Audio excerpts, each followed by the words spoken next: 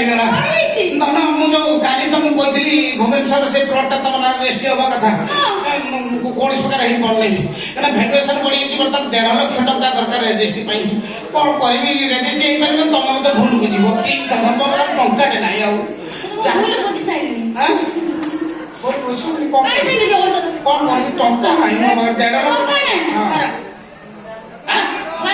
ଲକ୍ଷ କେତେ ଅଛି 3,330,000 ଟଙ୍କା ଅଛି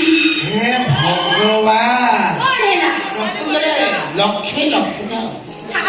ଲକ୍ଷ୍ମୀ ଲକ୍ଷ୍ମୀ ସାରା ବିପଦ ବେଳେ ଯୋଉ ହୋଇ ତାକୁ ମାଇକିନା ସାହାଯ୍ୟ ନକଲା ସେ କି ମାରିବ ମାନେ ଭୁଲ ବୁଝିଲ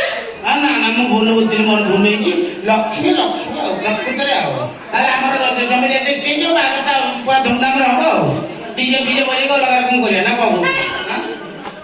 ତମେ ରାଜି ମୁଁ ରାଜି ହଁ କାଇଁ ପଇସା ଖର୍ଚ୍ଚ କରି ବାହା ହବା କହିଲ ହନିମୁନ କରିବା ଚାଲ ଡାଇରେକ୍ଟ ହନିମୁନ ସେ ଗୋଟେ ଲକ୍ଷ୍ମୀ ଲକ୍ଷ୍ମୀ କେତେ ଦେଖ କେତେ ତାଙ୍କ ଭିତରେ ସଚେତନ ଅଛି ଆଉ କେତେ ସଚେତନ ସିଏ କାହିଁକି ବେକାର ପଇସା ଖର୍ଚ୍ଚ କରିବା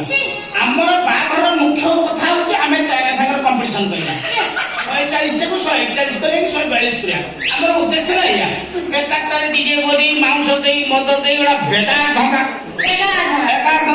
ସଭା ଶେଷ ତ ସେଇଆ ହବ କିଛି ନାହିଁ ଚାଲ ଲକ୍ଷ୍ମୀ ସବୁବେଳେ ଲକ୍ଷ୍ମୀ ଆମେ ଡେରି କରିବାନି ଚତୁର୍ଥୀରେ କାମରେ ଆଗେଇ ଯିବା ଚାଲ ଅର୍ଡର ଟିକେ ଗୋଟେ ନା କେତେଟା ଛୁଆ ପିଲା କରିବା କହିଲନି ଛୁଆ ପିଲା କିଛି ନାହିଁ ତମେ ଯେ ପର୍ଯ୍ୟନ୍ତ ଜମି ଚାଷ ଉପଯୋଗୀ ଥିବ ସେତେ ପର୍ଯ୍ୟନ୍ତ 2 ଫସଲି ଚାଷ ହବ କିଛି ଅସୁବିଧା ନାହିଁ କେତେ କରିବା ବିଷୟ ଜାଣିଛ ହଁ କହୁନ ଡର୍ଜନ କେତେ ନାହିଁ ଡର୍ଜନ ହବ ଡର୍ଜନ କାହିଁକି ଆଉ ଦିଟା ଅଧିକା ମୋ ତରଫରୁ ଏକ୍ସଟ୍ରା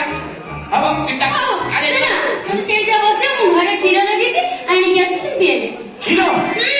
ମାନେ ଚତୁର୍ଥୀର ସାମାନ୍ୟ ପରମ୍ପରା ଆମେ ପାଳନ କରିବା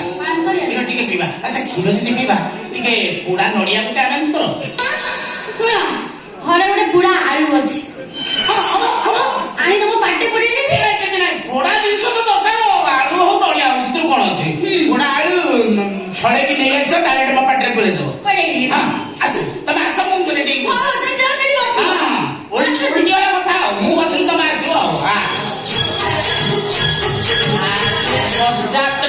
ତତେ ଚାଞ୍ଚିବୁ ତାପରେ ଏଠି ଯିବୁ